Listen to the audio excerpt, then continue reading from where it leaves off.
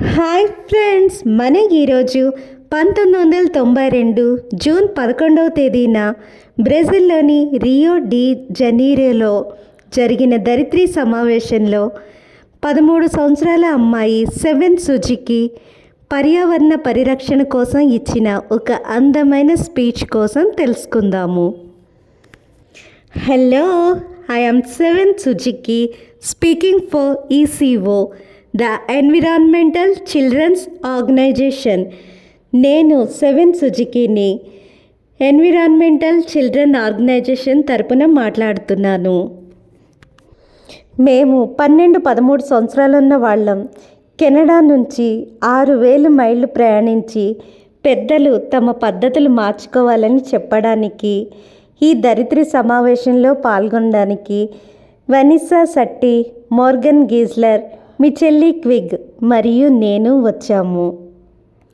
I am here to speak on behalf of all the starving children around the world whose cries go unheard. ఆకలితో అలమటిస్తున్న బాలలు, ఆ ఆకలి కేకలు ఈ ప్రపంచం పట్టించుకోవట్లేదు. అలాంటి నిస్సహాయ బాలల కోసం మాట్లాడడానికి నేను ఇక్కడున్నాను. I am here to speak for the countless animals dying across this planet because they have nowhere left to go. అడవిని మనిషి ఆక్రమించడం వల్ల ఎక్కడికి వెళ్ళాలో ఎక్కడ ఉండాలో తెలియక చనిపోతున్న కొన్ని వేల జంతువుల కోసం మాట్లాడడానికి నేను ఇక్కడ ఉన్నాను. I am afraid to go out in the sun now because of the holes in the ozone. Ozone పొరకి రంధ్రాలు పడడం వల్ల సూర్యకాంతిలో బయటికి వెళ్ళడానికి కూడా నేను భయపడుతున్నాను. I am afraid to go breathe the air because I don't know what chemicals are in it. ఈ వాతావరణంలోని గాలిని పీల్చడానికి కూడా నేను భయపడుతున్నాను.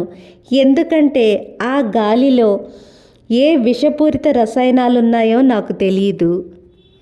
కెనడాలోని వ్యాంకోవర్లో నేను మా నాన్నతో కలిసి చేపల వేటకు వెళ్ళేదాన్ని. కానీ ఎప్పుడైతే ఒక క్యాన్సర్తో చనిపోయిన చేపను చూశానో ఇక మేము చేపల వేటకు వెళ్ళడం మానేశాము. And now we hear about animals and plants going extinct every day, vanishing every day.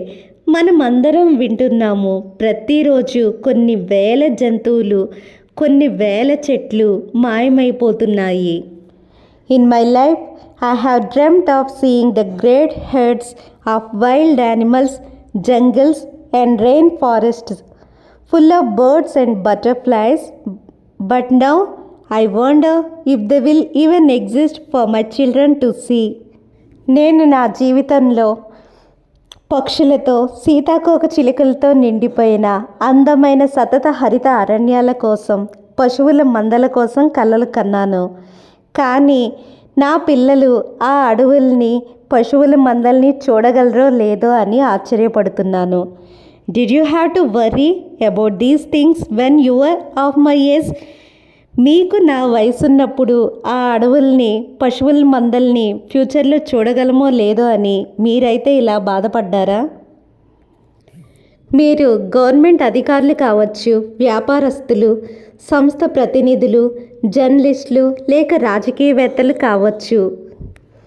మీరు ఎవరైనప్పటికీ ఒక కుటుంబంలో మీరు ఒక తల్లి లేక తండ్రి, అక్క, చెల్లి, తమ్ముడు, ఆంటీ, అంకుల్ కావచ్చు. లేక ఎవరో తల్లిదండ్రులకి మీరొక బిడ్డ కావచ్చు.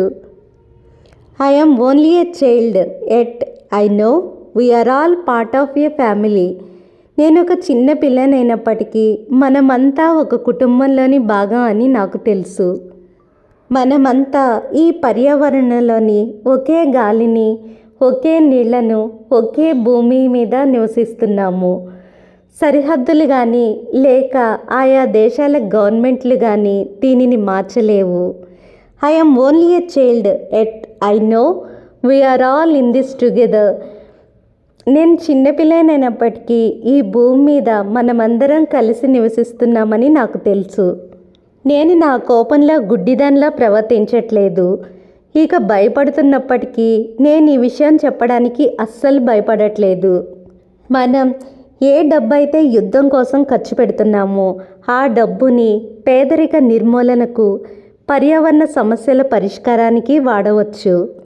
మేము చిన్న పిల్లలుగా ఉన్నప్పుడే ఎవరితోనూ కొట్లాడకూడదని, అందరికీ గౌరవం ఇవ్వాలని, పరిసరాల్ని పరిశుభ్రంగా ఉంచాలని, జంతువులకి కీటకాలకు ఎలాంటి హాని చేయకూడదని, స్వార్థంగా ఉండకూడదని మీరు నేర్పించారు. ఏవైతే మమ్మల్ని చేయవద్దని నేర్పించారో అవే పనులు మీరు బయటికి వెళ్ళి ఎందుకు చేస్తున్నారు? మా నాన్న ఎప్పుడూ ఒక విషయం చెప్పేవాళ్ళు, ఏదైతే నువ్వు చేస్తున్నావో అదే నువ్వు, మాట్లాడుతున్నావో అది నువ్వు కాదు. అదేవిధంగా మీ పెద్దలందరూ మమ్మల్ని ఇష్టపడుతున్నాము అని చెప్తున్నారు కదా, అదే విషయాన్ని చేతల్లో చూపించండి, అంటే పర్యావరణాన్ని కాపాడండి అని అర్థం. Thank you for listening. Thanks friends.